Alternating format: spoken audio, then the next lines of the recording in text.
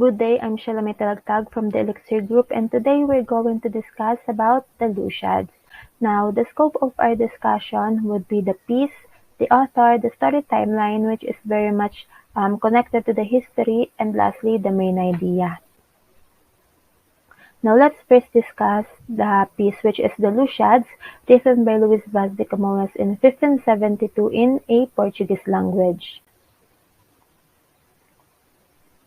Now, the Lusiad is an epic poem set in Portugal, Africa, and India, and at sea between 1139 to the mid-1500s. It was then published in Portuguese as Lusiads in 1572 and was then translated in English in 1655. Now, the Lusiad is considered as the Portugal's national epic poem as it celebrates the Portuguese nation and its discovery of the sea route to India by the Portuguese explorer Vasco da Gama. It also includes a recapitulation of the entire history of Portugal and a competition between Roman gods to promote or foil the expedition. It is very much evident in the epic poem as the writer writes it basing on the facts about the history.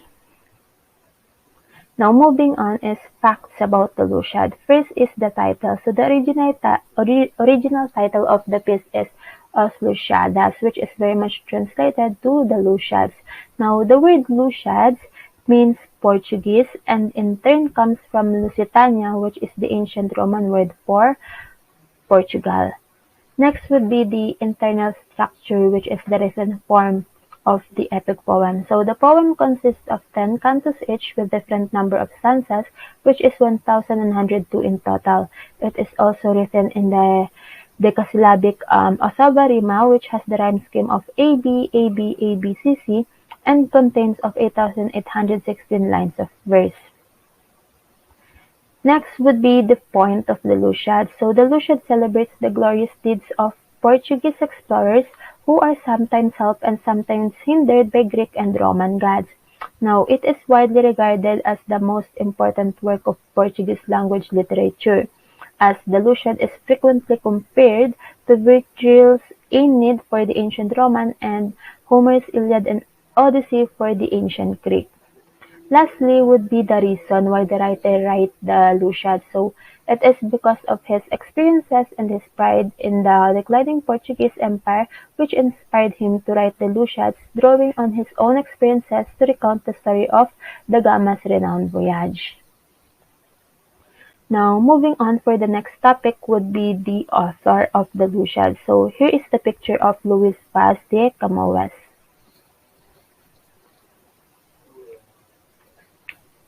Now, Luis Vaz de Camões is considered as the Portugal and the Portuguese language greatest poet. He is a scholar, a poet, and a soldier. So, he is born to a Portuguese family of minor nobility in Lisbon, Portugal in 1524. So, he is a son of Simon Vaz de Camões and Anne de Macedo of Santarém. Now, Luis Vaz de Camões misfortune in life began when he was still an infant, when his father, who is a commander in vessel, died in a shipwreck at Coa. Now, after his father died, his mother provided for his education when he attended the University of Coimbra. Now, while he was in the university, he is very much interested in history, cosmography, classic, and modern literature. But it also states when he was in Lisbon that he was banished from the court because of his love affairs, especially with Catarina Ataide. Now, after he was banished, he retired from his mother friend in Santarém, where he renewed his study and began his study of discovery of India. Now, here is the map of Santarém to Lisbon. Moving on, maybe because of boredom, he then went in an expedition to Ceuta, wherein naval engagement with the Moors happened. So Moors are the medieval Muslim inhabitants of the Maghreb. So when they were in a naval engagement with the Moors in the Straits of Gibraltar, sadly Louis lost his right eye. Now, after their expedition, now the fame of his valor reached the court and granted him the permission to return to Lisbon. But since jealousy is one of the characteristic of Spanish and Portuguese, his resentment towards their uneasiness to him, um, because of his appearance and when he lost his right eye, he then banished himself to his native country, which according to 1553, he held for India with a resolution never to return. He also exclaimed the words which translates, "Ungrateful country, thou shalt not possess my bones." Then when he arrived in India, he then went in an expedition to sail to revenge the king of Cochin and the king of Pimenta. Then after that, he then attended Manuel de Vasconcelos in an expedition to the Red Sea. Now, after the absence of 16 years, he then decided to return to Lisbon in 1569. Unhappy with his arrival and because of a flaw that the city encountered, it prevented him to publish his work. But in 1572, at last, he has the opportunity to print his um, work, which is the Lusiads or the Lusiads. Now the king was so pleased with his merit, which was probably in recompense for both his service in India and having written Lusiads, that the king gave Louis a royal pension. But sadly, in 1580, at the age of 62, Louis died. So that's it for the author of the Lusiads. Now let's proceed to the story timeline, which is connected to the history, which to be discussed by Toni Rose Manabat and NASHLENE ELNAS. So let's proceed to the quote. If you don't know history, then you don't know anything. By Michael Crichton. So first, Michael was an author and filmmaker, and even though he had an MD from Harvard, he never practiced medicine because of focusing on writing. And he passed away in 2008 at the age of 66. So his quote is like, "You are a leaf that doesn't know it is a part of a tree."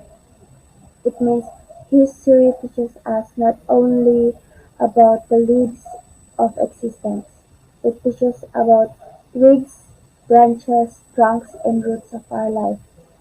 And it gives us what is our identity, because history takes a big impact on everyone and on how we deal challenges in our daily lives.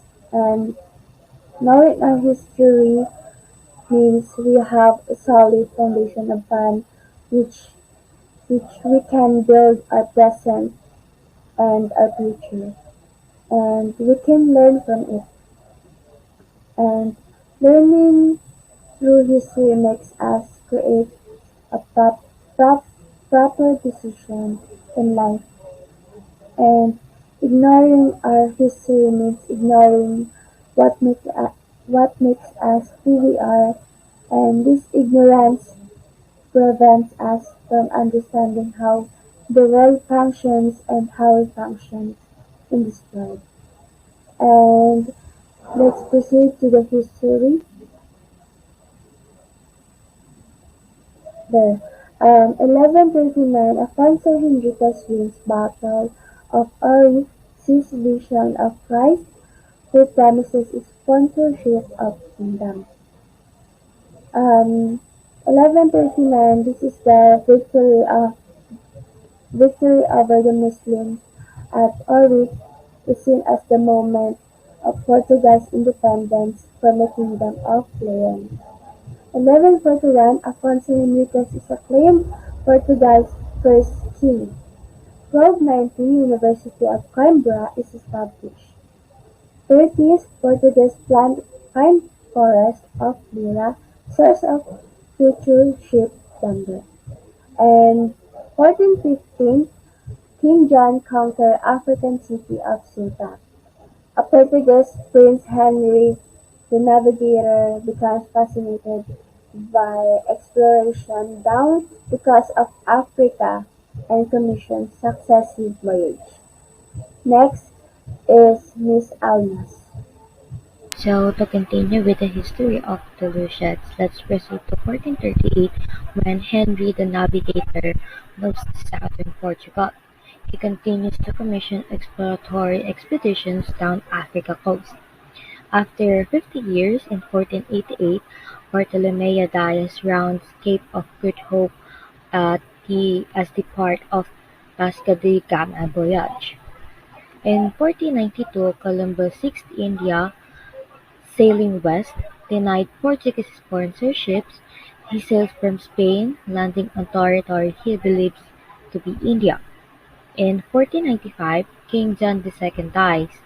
Manuel I becomes king and gains the epithet of Fortunate because discovery of sea route to India happens during his reign. In 1498, Vasco da Gama discovers sea route to India, arrives at Calicut, India. Next, in 50s to 1530, almost 30 years, Portugal enjoys a monopoly of spice trade. So spice trade is a trading spice. Um, Trading spice becomes significant on the economic and cultural aspect of Portugal. In 1524, the author of the Lusiads, Camões, is born. In 1536, Inquisition is established in Portugal. Inquisition is also known as the General Council of the Holy Office of the Inquisition in Portugal at the request of the King uh, John III. In 1553, Camões begins bureaucratic work in the Orient. In 1560s, Camões writes the Lusiads, and in 1570s, Camões publishes the Lusiads, commemorating discovery of sea route to India. To further understand the Lusiads, let's have Miss GIAN and AMBOJIA to discuss the main idea. The Lusiads is one of the world's noted epics. It is dedicated to Portugal and its author, Luís de Camões, is regarded as a symbol of that country. A story of distant enterprise, one of whose themes is man's against the sea, also contains a fund of historic, geographic, cultural, and scientific information. It presents a panorama of interesting personalities such as kings, navigators, conquistadors, missionaries, and ancient monarchs. The poem is thus more than a glorification of Vasco da Gama discovery of India and more than a linguistic popping up of Portugal's 16th century. And also, the main point of the Lusiads Camus refers constantly to a great achievement of classical empires, in order to highlight the superiority of the Portuguese due to their great military might and technological advantage.